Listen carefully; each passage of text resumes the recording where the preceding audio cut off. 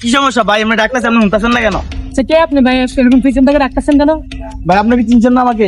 5 লাখ টাকা দিয়েছিলাম আমরা চাকরির জন্য। ও তুমি বাইরে আমি তোমাকে খুঁজছিলাম।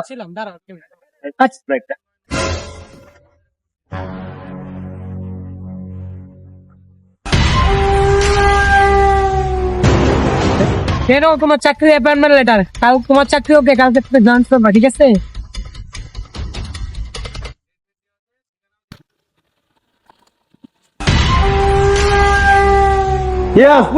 চাকরি ওকে।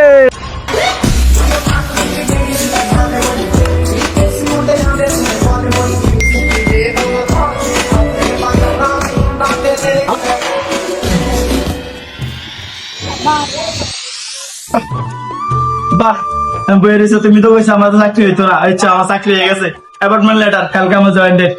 আমার তোর চাকরি হয়ে গেছে গে, আমি অনেক খুশি। আমি বলছি তোর টেডে ভাই, আমি তো অনেক খুশি হলাম বাবা, আমি তো অনেক খুশি হলাম। বাবা কালকে তোমার জয়েন ডেট, আমি তো যাইতে হইব। তোমার কোনো কাজ থাকলে দাও, আমি একবার শেষ করে দিয়ে দাম আর কি। যা বাবা, তুই তোর চাকরি চিন্তা কর, আমার চিন্তা করিস না। আমি এদিক যা সামলাইলো মনে, ঠিক আছে? তাড়াতাড়ি তোর টিকিট টাকা চলো ট্রেনে।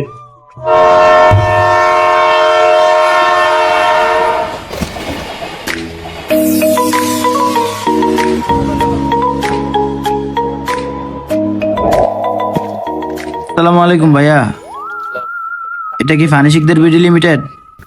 হ্যাঁ ভাই, ওই এটা না, ওই যে ওই পাশে যে ফ্যাক্টরিটা আছে না, ওই পাশের ওই দিক দিয়া ওইটা ফার্নিশিকদার লিমিটেড কোম্পানি। ওকে ভাই, ধন্যবাদ। এই ভাই এদিকে এই যে এদিক দিয়ে গিয়া এই বাম দিকে আছে না, বাম দিকে সোজা যাবে। হ্যাঁ, এদিকে শর্টকাট হবে। কি রে, কই আইলাম? কেউরেই দেখতে পারতাছি না, সাইডে কেউ আসেনি।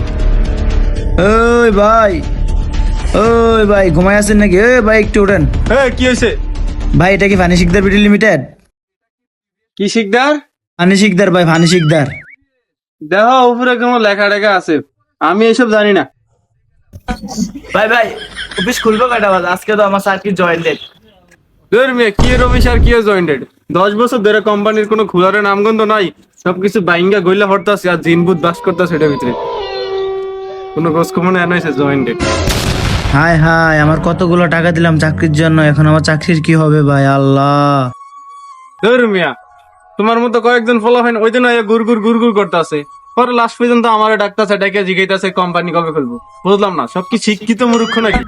জান এখান থেকে। হায় হায়, এতগুলো টাকা দিলাম চাকরির জন্য, হে আল্লাহ, এখন আমার কি হবে? আমাদের সমাজে প্রতিনিয়ত এরকম ঘটনা ঘটতেছে। কিছু শিক্ষিত অসাধু লোক সাধারণ মানুষকে চাকরির লোভ দেখিয়ে তাদের সাথে প্রতারণা করে। ঘুষ দিয়ে আর নয় চাকরি, সেই টাকা দিয়ে নিজের ব্যবসা গড়ে তুলুন।